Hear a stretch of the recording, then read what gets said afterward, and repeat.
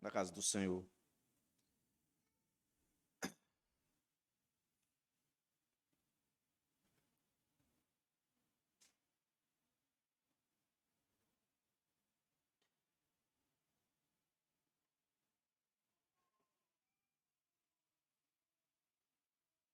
Os privilégios e a justiça de Deus. É o que temos hoje da parte de Deus. Abra sua Bíblia aí em Amós, capítulo 3.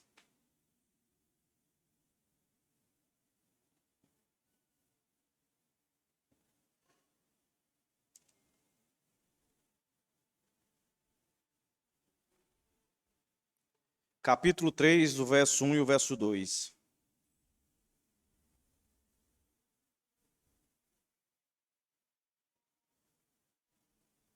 Aqui, capítulo 3 de Oséias, onde nós vamos encontrar, a partir do verso 1 até o capítulo 6, verso 14, os sermões de Amós contra a insensibilidade do povo de Deus, do povo de Israel. Mas que nós podemos entender o povo de Israel como um todo. Judá também está incluso aí. Embora que o direcionamento maior, a intenção maior é atingir o reino do norte, Israel, as 12 tribos. Mas, repito, Judá também está aqui. Nós vamos entender isso. Nós começamos o livro de Amós naquilo que nós chamamos de proclamação das profecias de castigo de Deus para o mundo. E aí começamos falando dos vizinhos de Judá e Jerusalém. Se você olhar aí, só para lembrar, quem eram esses vizinhos? Síria, Filístia, Tiro, Edom, Amon. Capítulo 2, Moabe, e aí veio Judá, e aí veio Israel, que foi o nosso último sermão, encerrando as profecias de castigo vindas do Senhor. E toda essa profecia foi a introdução daquilo que Amós declarou no verso 2 ser o rugido do leão. Verso 2 do capítulo 1. O Senhor rugirá de Sião. Aqui o Senhor vai continuar rugindo, falando.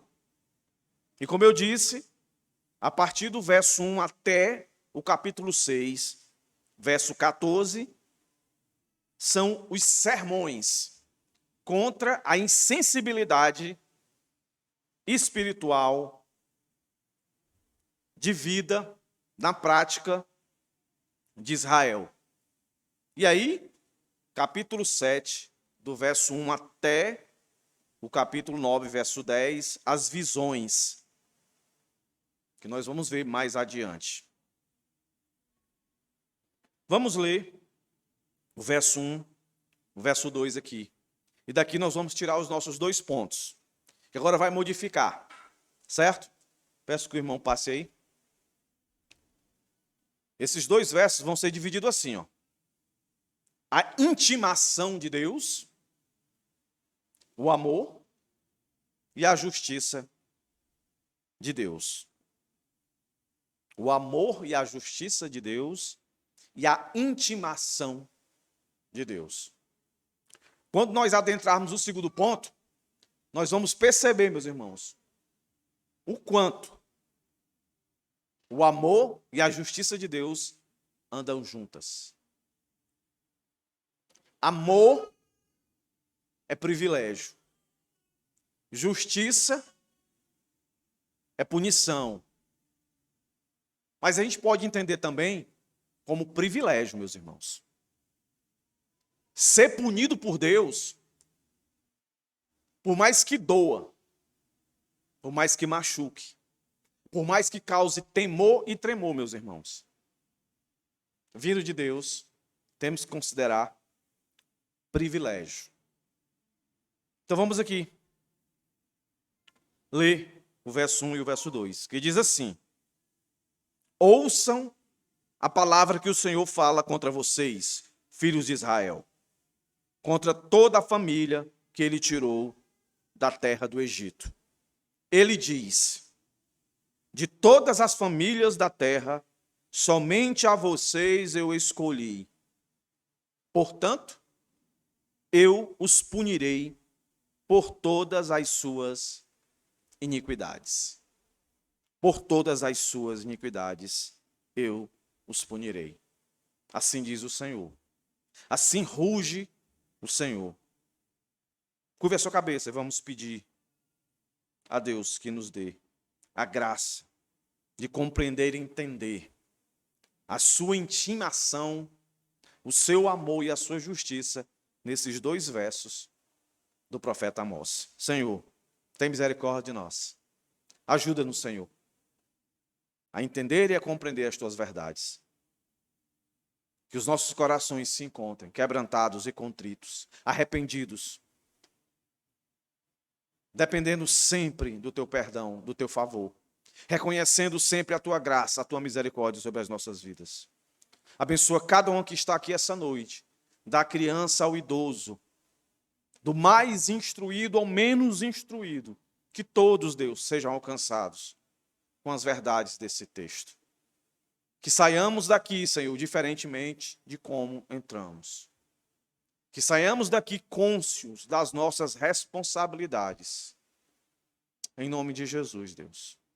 Necessitamos e somos carentes da compreensão da tua palavra. Ajuda-nos, Pai, eu te peço.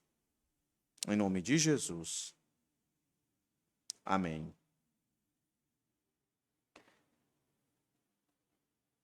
Aqui, meus irmãos, Amós traz uma solene mensagem de Deus a Israel. De alguma maneira aqui, ele está soando um chamado à atenção, trazendo essa mensagem para que de fato seja entendida e percebida a sua profundidade. O discurso passado de Amós, a sua profecia de castigo de Deus, especificamente sobre Israel, como ele começa aqui, chamando a ouvir e a dar atenção, parece que eles não levaram muito a sério o que especificamente Amós disse do verso 13 até o verso 16 do capítulo 2. Parece que agora Amós quer ser mais específico na situação dramática que esse povo está com relação ao seu Deus. Mas baseado em quê? Pastor, o senhor entende assim? Por essa primeira palavra que aparece aí, meus irmãos. Na minha tradução diz ouçam, na sua talvez ouvir. Mas a ideia dessa palavra aí é uma palavra bastante conhecida deles, que no original é o chamar, que dá exatamente essa ideia de uma intimação. Vou dar um exemplo aqui para você entender a seriedade de que o profeta quer que, de fato, eles entendam que é tudo aquilo que ele vinha falando. Desde o verso 3 do capítulo 2. É como você estivesse conversando com uma pessoa e você está exortando essa pessoa por alguma coisa que ela fez de errado e ela precisa se arrepender, ela precisa se corrigir nisso. E aí você está falando e você percebe que essa pessoa não está entendendo. E aí você vai, para que você seja de fato entendido, você pega nos braços dessa pessoa e faz que ela olhe direto nos seus olhos e aí você diz assim, me escute. Escute o que eu estou falando. Escute o que eu venho falando para você. É sério, é muito sério. Normalmente a gente vê esse tipo de atitude quando é uma pessoa muito próxima da outra, para fazer esse tipo de ação. Normalmente um pai, quando ele está sendo muito incisivo com o filho e vê que ele não está se percebendo, ele sente aqui, pega ele aqui e chama a atenção dele. É isso aqui que essa palavra dá a entender. O profeta olha para eles, acho que vocês não entenderam a gravidade, a relação que vocês estão com Deus. Parece que vocês não entenderam. E ele quer dar isso uma ideia de oráculo. Isso era muito usual, quando essa palavra se manifestava na boca de qualquer pessoa. Por exemplo, quando você vai lá em 2 Reis, capítulo 18, 28 a 29, o rei Sanaqueribe, ele quer fazer um pronunciamento muito sério para ajudar. E lá ele manda um mensageiro, a comparação de Deus mandando aqui o profeta. E lá ele usa essa mesma expressão para chamar a atenção de um juízo determinado pelo rei Senecaribe contra Judá. E quem conhece a história desse rei, da Síria, rei perverso. E de fato ele fez aquilo que ele disse que ia fazer. Judá estava incrédula. E ele fez. Só que dessa vez aqui, não é um rei humano. Não é um rei qualquer. É o próprio Deus, meus irmãos. Essa palavra também dá a mesma ideia de quando Amós começou a falar para os povos vizinhos usando a expressão, assim diz o Senhor, por 3 transgressões. Está querendo dizer, isso que eu continuo falando e insistindo com vocês, não é uma mensagem minha. Ela não tem origem em mim. Ela vem do próprio Deus. Que mensagem é essa, meus irmãos?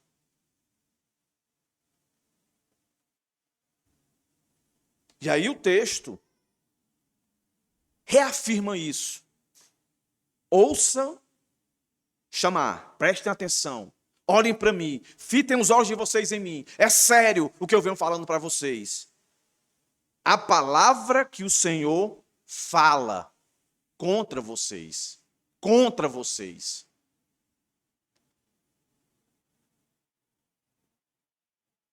Que palavra é essa? Olha que coisa fantástica, meus irmãos. O texto aqui vai terminar com punição. Mas o que nós vamos encontrar a partir de agora, nada mais é, meus irmãos, do que, em uma palavra, privilégio. Privilégio. Olha que coisa fantástica.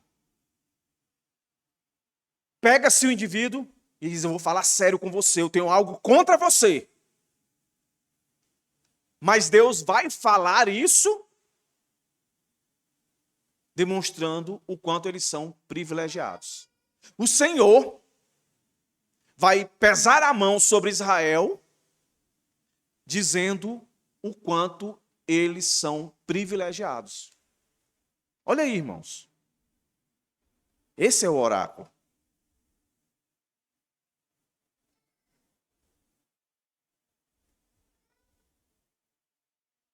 Filhos de Israel. Olha a expressão paternal aí. Lembra de todos os contras de Deus, contra todos os povos da qual Amós profetizou? Os motivos por que Deus ia castigar? Lembra? As nações vizinhas, todas elas em comum. A falta de humanidade. Tratavam pessoas como coisas.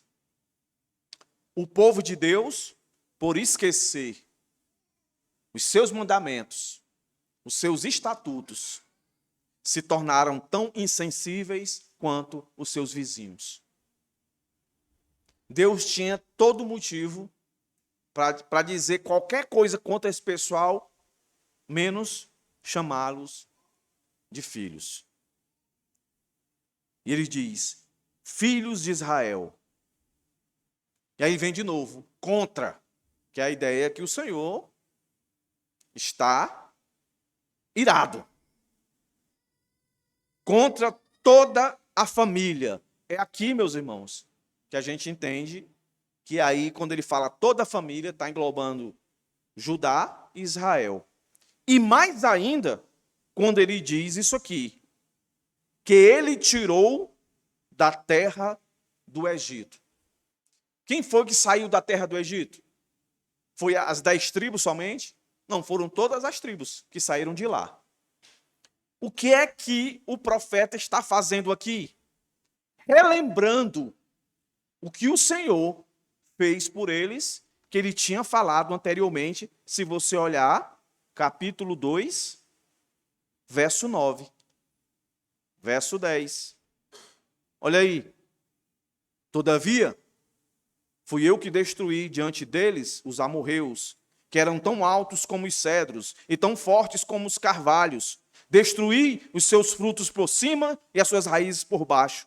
Também fui eu que tirei vocês da terra do Egito e durante 40 anos os conduzi pelo deserto para que vocês pudessem tomar a posse da terra dos amorreus. Verso 9, que ele foi lá e preparou tudo. O Senhor fez a promessa, o povo estava lá gemendo, escravizado, e o Senhor vai mudar o status dele. A ideia da palavra subir aí é a mudança, né? Vai sair do sentido de escravo e agora vai para a liberdade. O Senhor fez tudo isso por eles. E eles viveram da forma que estavam vivendo, que nós vimos no sermão passado. Mas parece que eles não consideraram isso. Por quê, meus irmãos? Eu expliquei isso. Porque o povo de Deus sabia que era de Deus. E quando eles ouviam as profecias contra os seus vizinhos, e inclusive contra Judá, eles diziam, faz sentido. Agora, nós não. Por isso que o capítulo 3, o profeta chega com esse oráculo de Deus. O Senhor está contra vocês, sobre todos vocês. Lembra quando nós estávamos expondo aqui Oséias? E lá o profeta disse para Judá, olhe, vocês não se deixem influenciar por Israel. Israel fez isso, o que é que eles matavam? O povo de Deus matava, enganava, roubava, fazia tudo que o mundo fazia. Não se deixe influenciar. Judá não suportou. Se influenciou. Por que que aqui volta-se de novo Israel como o alvo principal de Deus? Porque Israel, as 10 tribos, foram as que mais se levantaram contra o Senhor. Todos os seus reis se corromperam. Todo o povo liderado pelos reis no Reino do Norte pecaram contra Deus, se depravaram. Por isso essa palavra aqui. Contra vocês, filhos de Israel, contra toda a família que ele tirou da terra do Egito. Volta a falar do tema. Quando eles escutam, tirou da terra do Egito, no mínimo aí, quer que eles reflitam, o que é que Deus fez por nós e o que é que nós estamos fazendo com Deus. Meus irmãos, a nossa vinda para ouvir a palavra de Deus é sempre para se perguntar acerca disso. O que Deus fez por mim e o que é que eu estou fazendo por Deus. Que privilégio eu adquiri de Deus. Pelo menos aqui 2, ó. 2 privilégios a gente pode ver aqui no verso 1. 2. Vamos lá. Primeiro privilégio. Eles eram descendentes de Israel. Ou seja, Israel é Jacó, né? Que nesse contexto representa todos os patriarcas. Abraão, Isaque e Jacó. Lá em Gênesis 12, de 1 a 3, o que é que está escrito? Que Deus chama Abraão da sua terra e promete abençoá-lo com toda sorte de bênção até a descendência dele e dá-lhe uma terra, e nessa descendência de Abraão seriam benditas todas as nações do mundo. É o Senhor dizendo, quem são vocês? Quem são vocês? Qual é a posição de vocês?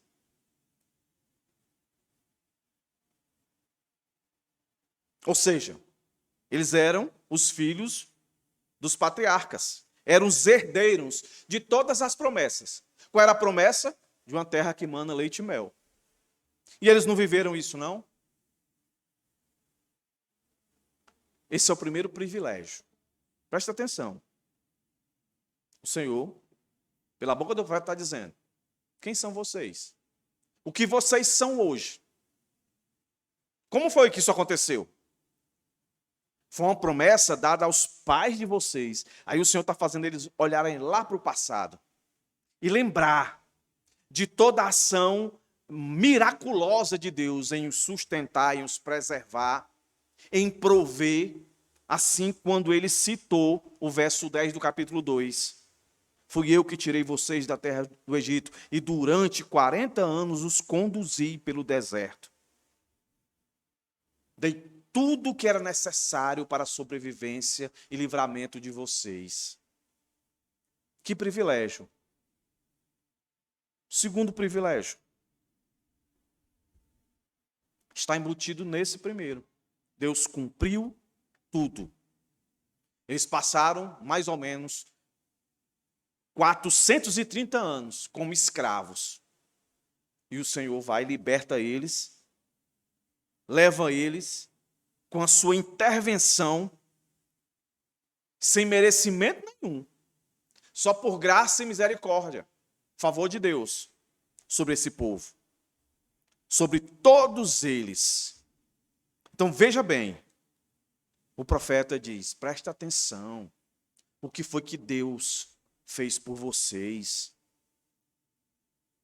tirou vocês e levou vocês para a promessa que ele fez. Nenhuma das suas promessas ele deixou de cumprir. Ele fez tudo isso por vocês. Como é que vocês estão vivendo? Como é que está a relação de vocês com ele? Por isso ele está contra vocês. Meus irmãos, por que eu acho isso aqui fantástico?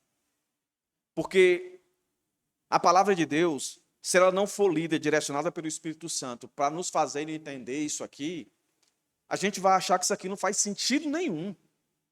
Eu estou contra você, ao invés de eu dizer o que está me deixando ficar nessa situação de estar contra você, eu digo coisas que é um privilégio seu. O que é que a gente faz quando alguém ofende a gente? A gente joga na cara dessa pessoa o que ela fez de errado. Perceba que aqui não tem, no verso 1, nenhuma acusação para uma chamada tão específica como ouça, ouve, presta atenção. O Senhor está contra você. Aí você olha assim, e a ideia é de olhar para Deus e temê-lo. Aí Deus vai e fala assim: olha, eu fiz isso por vocês. Deus não fala nada do que eles fizeram contra o Senhor. Isso ele já tinha dito. Porque a ideia, a lógica, é se você está confrontando uma pessoa que errou, para que ela se perceba errada e se arrependa, é você continuar mostrando o erro dela, até ela se tocar e dizer: não, realmente agora eu entendi o quanto eu ofendi você. Mas como é, meus irmãos, que você vai querer que uma pessoa se arrependa quando você começa a trazer à tona privilégios que não faz sentido nenhum? A pessoa lhe ofende, aí em vez de você dizer o que ela fez, que ele ofendeu, você começa a dizer coisas boas que você fez para ela. Quando alguém está irado, não faz assim. A gente começa a passar no rosto da pessoa: você fez isso comigo, isso você foi muito mal, você é muito perverso, você é muito insensível, você é isso, você é aquilo outro. Aí Deus levanta o profeta e não, vai dizer para eles o quanto eles são privilegiados. Sabe por que de tudo isso, meus irmãos? É porque Deus, todas as ações de Deus, são ações com o desejo de ganhar aqueles que já são seus. É o amor de Deus, meus irmãos. A intimação de Deus nada mais é do que a manifestação do seu amor. Quando o profeta está dizendo essas coisas aqui, e tudo que ele já disse para esse povo, não é outra coisa. É a ira de Deus, mas também é o amor de Deus. É a justiça de Deus, mas também a graça de Deus. Olhe agora o nosso segundo ponto. Se isso aqui não é amor, o que ele vai dizer agora? Aqui eu podia dizer que seriam mais dois privilégios. Os dois primeiros, tirou do Egito e cumpriu com todos os propósitos estabelecidos. Terceiro privilégio, e aqui é o mais impactante, o terceiro privilégio. E ele faz questão de dizer, duas palavras aqui, meus irmãos, maravilhosas. De todas as famílias da terra, verso 2. Lá vem a primeira palavra. Somente a vocês, e aí vem a segunda palavra maravilhosa, escolhi. De todas as famílias da terra. Então, quando o profeta está dizendo isso aí, de todas as famílias da terra, eles devem ter percebido assim, e eu acredito que é o que o Senhor quer que a gente perceba. Todas as famílias da terra, aqui para eles, quem eram? Síria, Filístia, Tiro, Edom, Amon, Moabe, Judá e eles. Aí junta Judá, Israel, o único povo. De todas as famílias, o Senhor olha, repito, está lá Edom, Filístia. Está lá, todo mundo, o Senhor olha e somente escolhe quem? Israel. Aí é o terceiro privilégio.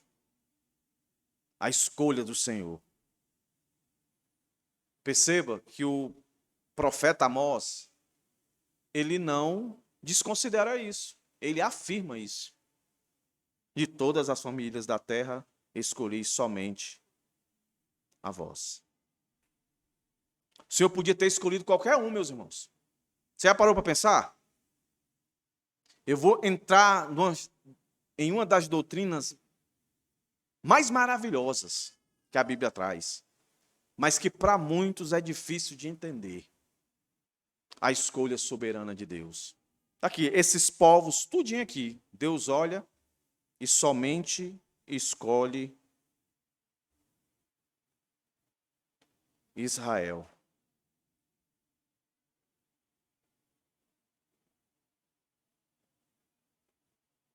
Em Gênesis 12, verso 2, vai dizer assim: de todas as famílias da terra escolhi somente a vós. O que significa isso, irmãos? Escolher. O somente aí já dá uma ideia de exclusividade. Somente escolhi você. Escolher quer dizer o quê? Então pronto. Aqui a palavrinha que está no original é iada ou iadá, que dá a ideia de conhecer. Escolher dá a ideia de conhecer. Essa mesma palavrinha, conhecer, quando ela é transliterada lá para o Novo Testamento, ela é colocada na situação, no contexto, preste bem atenção, onde José tem intimidade com Maria. Intimidade. Se torna um com ela. Intimidade mesmo. Um com ela. Qual é a força dessa palavra? Não é que Deus escolheu olhando para o futuro, meus irmãos. Que olhou, Deus olhou, o pastor Granconato, ele gosta de usar essa expressão para contradizer, né, a doutrina da presciência de Deus, né, que alguns acreditam que Deus escolhe pela sua presciência, né, ele vê lá no futuro, no corredor do tempo, essa expressão que ele usa, corredor do tempo, aí Deus vê lá que você é um cara legal, que você vai crer no Evangelho, que você vai confiar nele como Senhor e Salvador e vai dizer, escolho você. Mas a palavra que está aqui como escolher, yada ou yadá, que dá a ideia de conhecer, de intimidade, é a ideia de relacionamento. Deus quis ter um relacionamento com esse povo. E quando nós vamos para o Novo Testamento, lá em Efésios, vai dizer que Deus nos escolheu antes da fundação do mundo. Antes da gente existir, meus irmãos. Deus já tinha intimidade conosco. Mas como isso é possível? É a ação trinitariana. Deus com o Espírito, com Jesus. E nós estamos em Cristo. Então veja. O que aqui está querendo dizer, como diz lá em Romanos 8, 29. Pois os que conheceu, por antecipação também os predestinou para serem conformes à imagem do seu Filho, a fim de que ele seja o primogênito entre muitos os irmãos. Então, conhecer aqui nada mais é do que da eternidade de Deus. Não é o conhecer como a gente imagina. Ah, eu vou conhecer você, agora eu conheci você, eu vou escolher você. Não. Olhe que privilégio, meus irmãos. Um privilégio exclusivo dado por Deus. Deus, no seu trono soberano, há mais de 2, 3 mil anos atrás, mais ou menos, Deus olha, eu vou querer esse povo aqui. Esse povo está escravizado aí, já tinha se passado bastante tempo, pega esse povo, leva, como diz Paulo aos Romanos, que tem um oráculo dele, Deus dá as leis, dá os profetas, dá tudo para esse povo.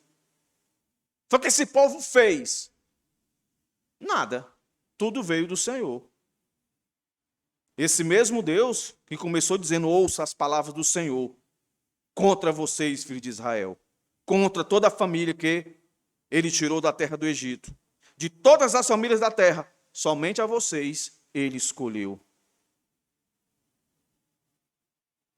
Então, escolher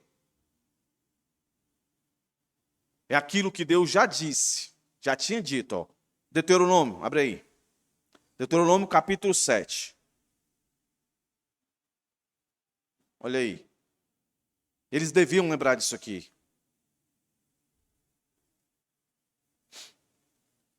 Deuteronômio capítulo 7, verso 7 e verso 8. Olha o que aqui diz.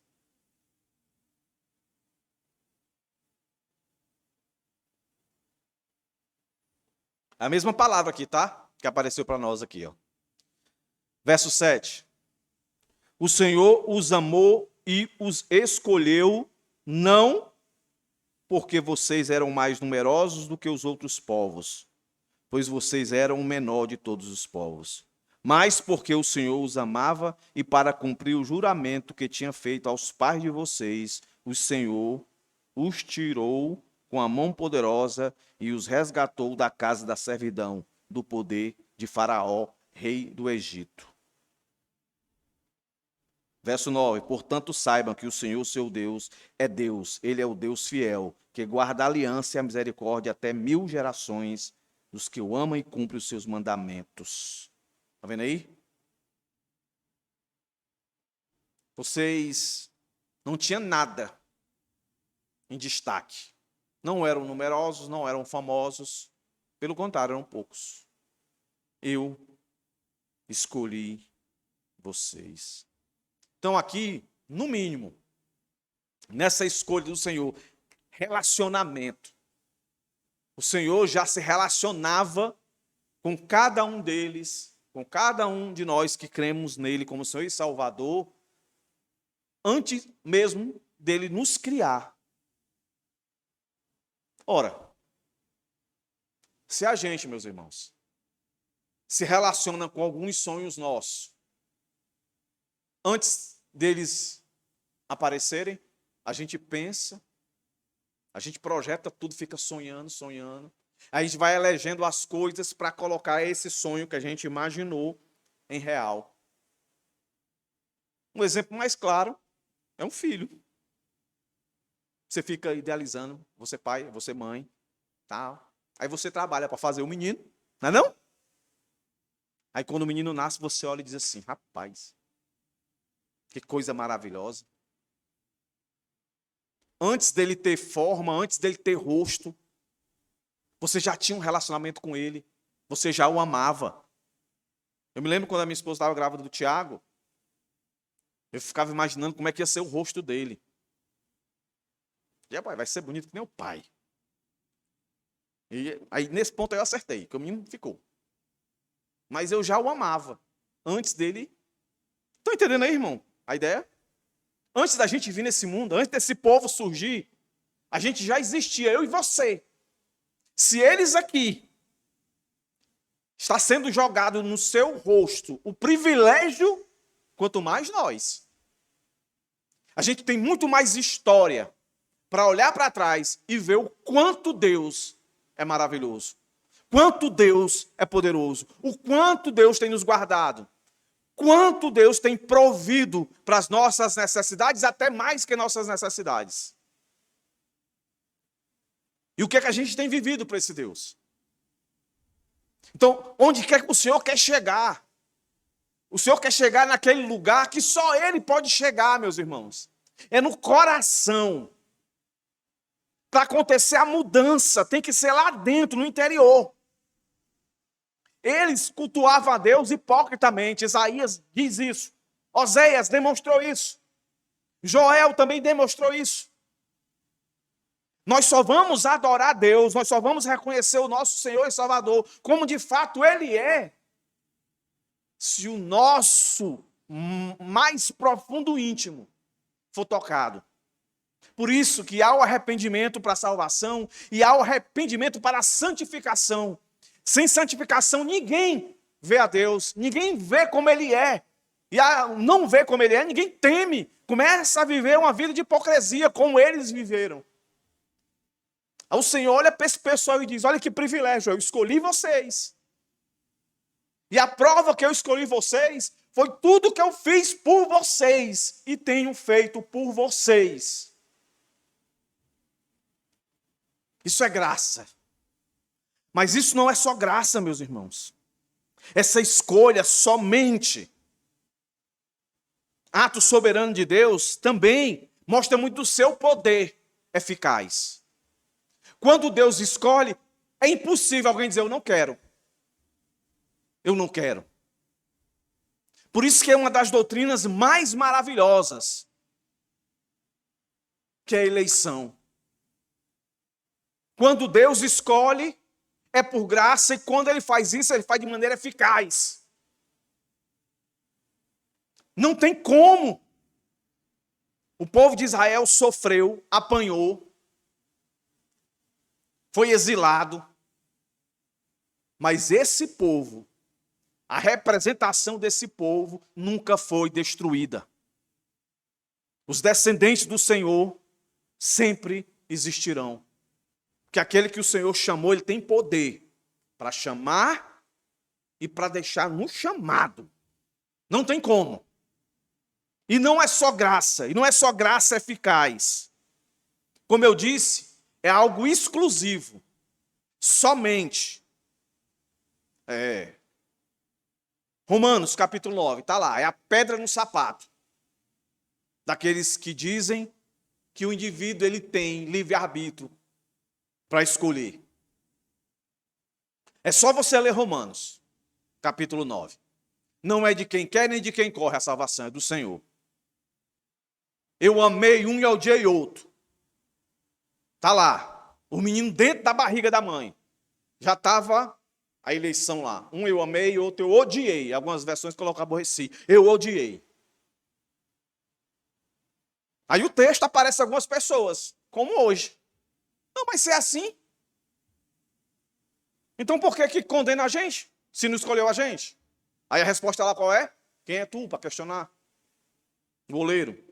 Ele pega o barro, faz um jarro, do jeito que ele quer, quebra, faz de novo. Pronto. Tem como explicar? Não. É Deus que chama, é Deus que escolhe, tudo é da parte dele. Tudo aqui que eu falei é a soberania de Deus em ação. Mas essa soberania de Deus em ação, esse ato de escolher, que é graça, que é eficaz, que é exclusivo, da parte de Deus tem propósito. E esse propósito é onde ele tem o relacionamento com aquilo que a gente chama de responsabilidade humana. Pronto, é aqui que o Senhor quer chegar. Ele disse tudo isso aí para dizer, olha, eu fiz tudo isso. A minha escolha é por minha graça. A minha escolha é pelo meu poder e é eficaz. A minha escolha é exclusiva. Ninguém disse nada para mim. Eu olhei e eu digo, é esse, pronto. Agora, ela é proposital para que você entenda a sua responsabilidade. A palavra escolha é relacionamento. É relacionamento de intimidade, de um conhecer o outro. A palavra de conexão é intimidade, não a mesma intimidade lá de José com Maria, mas a intimidade de ser família. Isso requer um ato da parte que está conectada a essa comunhão. Se Deus tem a parte dele, nós também temos a nossa. Até aqui, se terminasse aqui, que maravilha, né? Eles deveriam estar pensando, puxa vida, esse oráculo, eu pensei que eu ouvi coisas mais difíceis que eu tinha acabado de ouvir do profeta, que o Senhor vai pisar sobre a gente assim, vai esmagar a gente, tal. Mas, poxa vida, que maravilha. Agora eu sei. Eu já sabia disso, mas agora eu tenho mais convicção. Eles deviam estar pensando. Eu sou escolhido de Deus. De todo esse pessoal aí, nós somos escolhidos. Mas aí, tem a palavrinha portanto, ó irmãos. E o que é que vem depois dessa palavra portanto? A minha pergunta ao texto é, meu Deus, por que terminou assim? Que legal. Levou os caras para as nuvens. E eu também. Digo, rapaz, a gente faz tudo que faz com Deus. E Deus fica dizendo, na cara da gente, que escolheu a gente, no meio de um monte de gente, sem futuro. Aí ele olha, escolhe a gente. Que graça. Que poder. Que exclusividade. Mas tem propósito. Portanto, devia ser, né, Heró? Pela lógica. Portanto, eu amo vocês, meus filhos. Não faça isso comigo, não. Vai fazer coraçãozinho. Mas o que o texto diz, ó? Portanto, eu os punirei. Eu os punirei. Um comentário diz o seguinte: quanto maiores os privilégios, mais pesada é a punição pelo abuso deles. Pois as outras ofensas se acrescenta neste caso a ingratidão. Quando o povo de Deus não glorifica, isso aqui eu achei profundo, ó. Quando o povo de Deus não o glorifica, ele glorifica a si mesmo, punindo-os. Você já parou para pensar que Deus é glorificado quando nós somos punidos?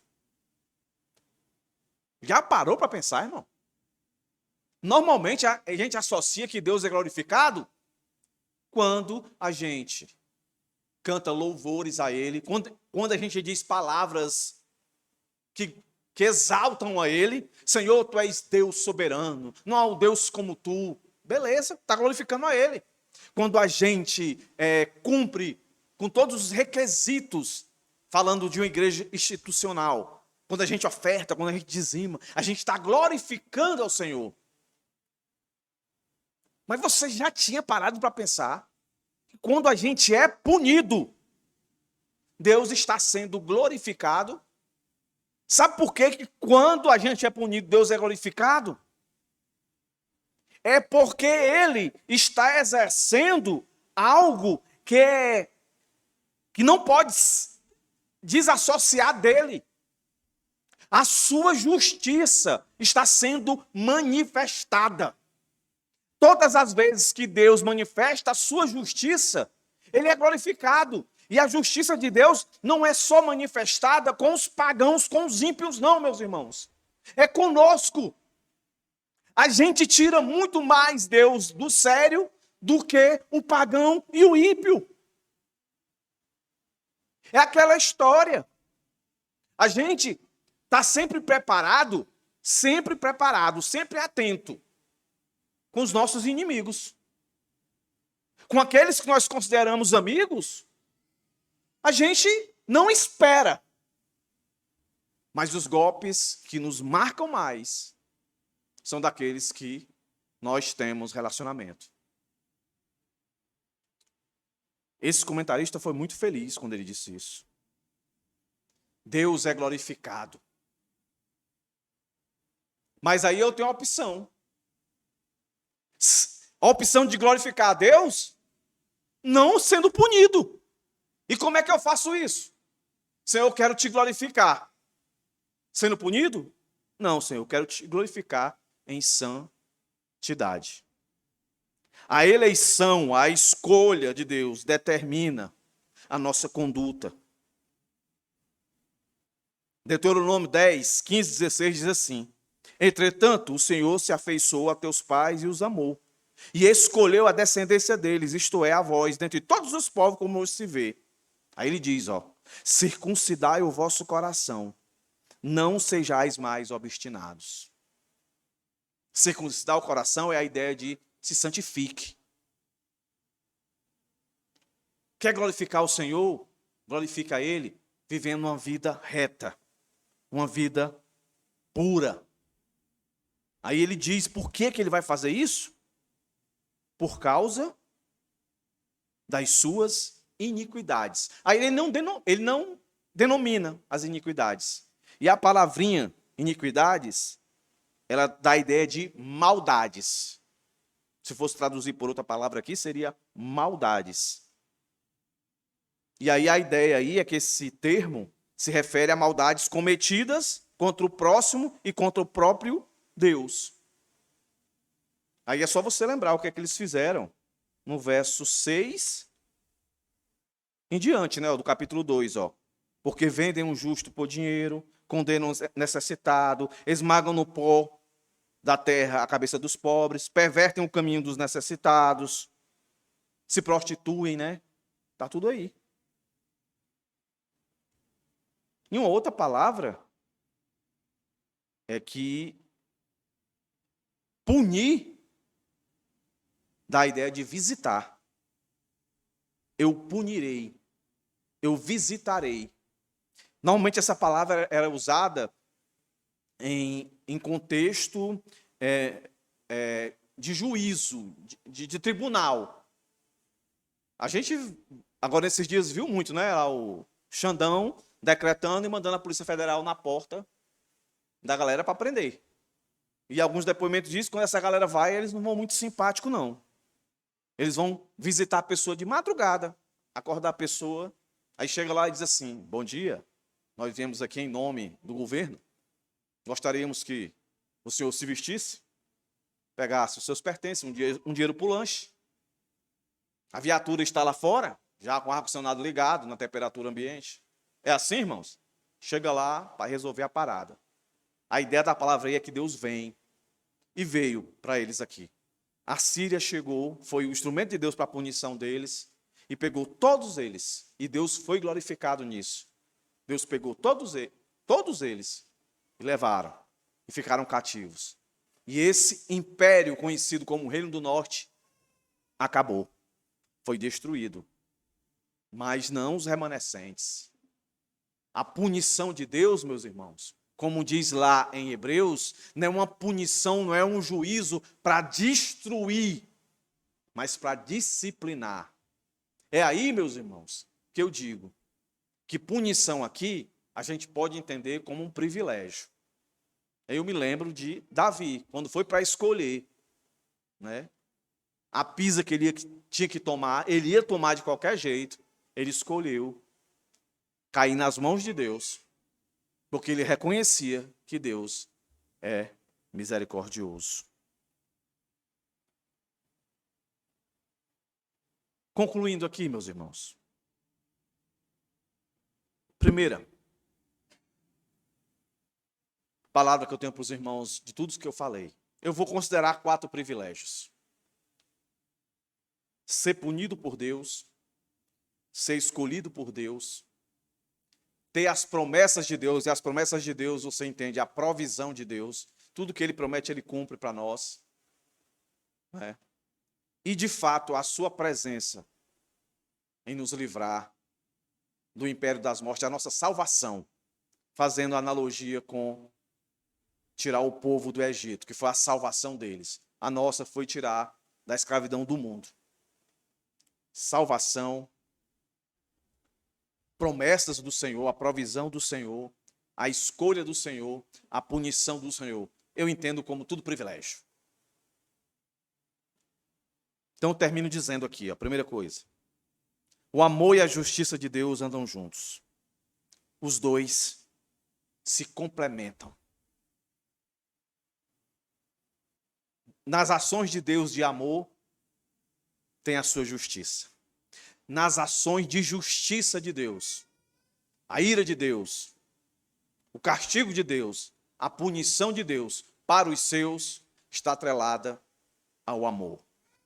Segunda coisa, eleição, a escolha de Deus, o chamado de Deus, não é autorização para a gente fazer o que a gente quer. Existe um propósito, existe um plano, uma vontade de Deus para que nós venhamos caminhar nela, uma obra de Deus para a gente caminhar nela. Ser salvo não quer dizer que agora eu estou liberto para fazer o que eu quiser. Isso não é liberdade, é libertinagem. Eleição, isso aqui parece ser redundante, mas eu preciso dizer, eleição é um ato soberano de Deus. O homem não tem participação nenhuma. É graça, é poder de Deus. Somente. Deus pune e castiga seus escolhidos neste mundo, quando se desviam dos seus propósitos. Ele castigou duramente a nação de Israel, embora não a tenha destruído. Da mesma forma, Deus castiga, pune e disciplina seus filhos quando se desviam do propósito, da qual foram chamados. Fomos chamados para quê, irmãos? Para santificação. Colossenses está lá dizendo, se despir do velho homem e se vestir do novo homem. A eleição não me garante, que é uma expressão usada em tribunal, foro privilegiado. Um comentarista diz o seguinte, a Escritura diz que os dons e a vocação de Deus são irrevogáveis. Romanos 11, 29. Quando Deus escolhe, com seu poder, com sua graça, com seu favor, escolheu, pronto. Não tem como largar. Porque não somos nós que estamos segurando em Deus. É Deus que nos segura. Por isso que é impossível quem foi escolhido dizer eu não quero mais. Aí, dentro de todo esse contexto que eu estou falando para os irmãos, uma vez salvo, salvo para sempre. Deus não anula, o comentarista diz, Deus não anula a eleição da graça com seu povo. Por isso disciplinam, não para destruí-lo, mas para restaurá-lo. Por isso que punição, na minha concepção, é um privilégio. Por que a gente que foi salvo nunca vai perder a salvação? Porque o Deus que nos salvou, Ele nos dá manutenção para a salvação. E qual é a manutenção da salvação? É sofrimento. Para poder a gente ver que tem alguma coisa errada. E a gente olhar e dizer, esse sofrimento é por minha fidelidade ou por minha infidelidade? Se for por minha fidelidade, é por meu amadurecimento. Se for por minha infidelidade, é pecado. Então eu tenho que me arrepender. C.S. Lewis diz, né, que o sofrimento é o megafone de Deus. É comum, aquela analogia que eu já disse, o corpo. Para a gente saber que tem alguma coisa errada com a gente, vai doer alguma coisa. Para a gente correr para o remédio, para a solução. A manutenção da salvação daqueles que o Senhor escolheu, elegeu, é o chicote de Deus para colocar no trilho. Aí alguém diz assim, que é um dos argumentos daqueles que não conseguem absorver essa ideia de uma vez salvo, salvo para sempre. Porque eles dizem logo assim, não, se eu tiver certeza da salvação, então eu vou pecar. Então eu vou fazer tudo que não presta. Isso é um sinal de que você não foi salvo. Porque a sua natureza foi transformada. Você não vai sentir mais desejo de pecar, não. Entendeu? Você não vai sentir mais desejo de pecar. Então, na minha cabeça é muito simples. O pastor fulano de tal creu em Cristo. Aí a pessoa que está falando, ela associa isso, o levantar da mão somente, um ato externo, levantou a mão. Mas ele está no mundo faz tempo. Ó. Ele faz isso, faz isso, faz isso, faz isso, faz isso, faz isso. A Bíblia diz que pelo fruto você julga. Pode julgar. Não. Isso aí não é característica de quem foi. Não, mas ele levantou a mão. Mas a mão dele levantada tem que estar associada a uma vida de moralidade, não de imoralidade. Uma vida de santidade. Então, se não tem, não foi. Mas, pastor, de vez em quando a gente peca. Peca. Às vezes a gente cai. Cai. Mas aqueles que o Senhor chamou, o remédio sempre vai funcionar, o castigo vai sempre funcionar. E quando eu falo isso aqui, eu estou pensando naquele cara lá de 1 Coríntios capítulo 5, que Paulo diz que o pecado dele não se encontrava nem fora da igreja. Pecado absurdo. Mas Paulo diz o quê? Entrega o corpo dele a Satanás, para que a alma dele, no fim, seja salva. E aí, quando você vai ler a segunda carta dos Coríntios, quase todo comentarista associa lá o que está na segunda carta, dizendo que o homem se reconciliou, pediu perdão e a igreja devia aceitá-lo de volta. Um chamado de Deus, meus irmãos. Aquele que foi escolhido, ele não vive na prática do pecado, como diz João. Por quê? Porque ele tem a semente divina. Ele não vai viver. E ponto.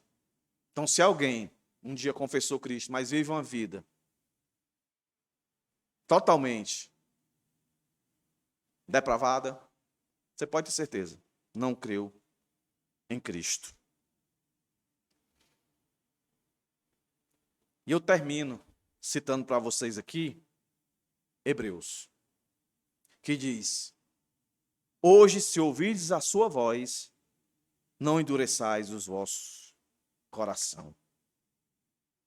Lucas corrobora com o que Amós está fazendo aqui. A mão de Deus vai começar pesando sobre os seus. Olha o que é que Lucas é, aqui eu termino. Lucas capítulo 12, verso 47 e 48. Olha o que é que diz aí, ó. Isso aqui é um recado muito claro e objetivo para nós. É um oráculo de Deus para nós. Seja você adolescente, jovem, seja você adulto. Olha aí o que é que diz, ó. 12, 47, 48. Aquele servo que conheceu a vontade do seu senhor e não se aprontou, nem fez segundo a sua vontade, será punido com muitos açoites. Muitos açoites. Aquele, porém, que não soube a vontade do seu senhor e fez coisas dignas de reprovação, levará poucos açoites. Mas aquele a quem muito foi dado, muito lhe será exigido. E aquele quem muito se confia, muito mais lhe pedirão. Você pode ter certeza. Aqui na terra, enquanto a gente tiver vida, Parece contraditório, né? Mas por esse texto e por tudo que nós vimos aqui em Amós, enquanto a gente tiver vida aqui nessa terra, os nossos pecados, quando eu digo nós que nos reconhecemos como cristãos, como os eleitos, escolhidos por Deus, escute bem o que eu vou dizer aqui, tá? Por esse verso aqui, por tudo que eu falei aqui em Amós. Enquanto a gente tiver vida aqui nessa terra, nós os escolhidos, todas as vezes que a gente pecar contra Deus e não se arrepender, você pode ter certeza que o castigo sobre nós será muito mais pesado e intenso do que o ímpio. Não confunda juízo final. Juízo final, coitado do pagão, ele vai para o inferno. Nós não vamos. Mas em vida, se a gente pecar, viver uma vida de prática de pecado, sendo um filho de Deus, você pode ter certeza, por esses versos e por nosso texto de hoje, a mão de Deus virá muito mais pesada. Não é à toa que tem muitos cristãos que estão sofrendo hoje. Às vezes, perca de parentes, perca de emprego, doenças. Ele acha que é Satanás que está fazendo isso com ele, é o próprio Deus o castigando. Porque ele não está vivendo a vida da qual Deus projetou para ele. A vida de propósito, de santificação. Então, quando Hebreus coloca lá, não brinque com Deus, não escarneça de Deus, porque Deus é fogo consumidor. Então, aqui, repito, meus irmãos, vamos nos arrepender dos nossos pecados, vamos buscar viver a vontade de Deus, porque Deus castiga. Grave esse texto de Lucas para você. Se há alguém no nosso meio que está na prática do pecado, porque o mundo quer dizer o seguinte: eu sou filho de Deus, tu é filho de Deus? Então pronto, rapaz. O único pecado imperdoável é a blasfêmia do Espírito Santo. Se tu está namorando, está tendo coisa com a namorada, Deus perdoa. Se tu está casado, teu casamento está ruim e tu quer arranjar outra, vai, não tem problema não. Deus perdoa. Deus não vai deixar isso passivo. Deus vai castigar. Deus vai castigar, meus irmãos. Deus castiga. Fazer isso aqui na empresa, sonegar isso aqui, mexer com isso aqui. Não, mas existem pecados maiores. Deus já diz como é que nós devemos andar. E é antagônico. O nosso caminhar com Deus é totalmente diferente do caminhar do mundo. Então, encerrando, de verdade, que você agora, nesse momento, antes de tomar do pão, comer do cálice, peça perdão ao Senhor. Se tem vivido de forma a rechaçar grandes privilégios que o Senhor fez sobre você. Mas o Senhor não me tirou do Egito. Literalmente não lhe tirou do Egito, mas lhe tirou do mundo. O Senhor tem lhe sustentado. Tem dado provisão para você. Mas você tem responsabilidades. Cabe a você vivê-las. Porque Deus não terá ninguém por inocente. E repito, enquanto tivermos vida aqui nesse mundo, a Bíblia deixa claro para nós que Deus vai pesar a mão muito mais sobre nós do que sobre o ímpio. Porque o ímpio vai padecer no inferno, incalculavelmente incomparável. Mas se você reconhecer que por mais pesada que seja a mão de Deus, é para tornar você a semelhança e parecido com seu filho, isso é privilégio. Não vai lhe matar. Vai doer? Vai. Vai machucar? Vai. Mas o Deus que faz isso é o Deus Todo-Poderoso, meus irmãos.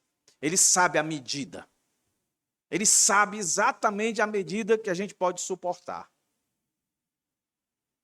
Vamos orar. Senhor, muito obrigado por esse tempo de reflexão. Que os nossos corações tenham sido sacudidos. Que nós possamos nos colocar, Senhor, do lado desses que há tantos anos atrás ouviram esse oráculo. Que de fato os nossos ouvidos hoje tenham sido abertos de uma maneira como nunca antes.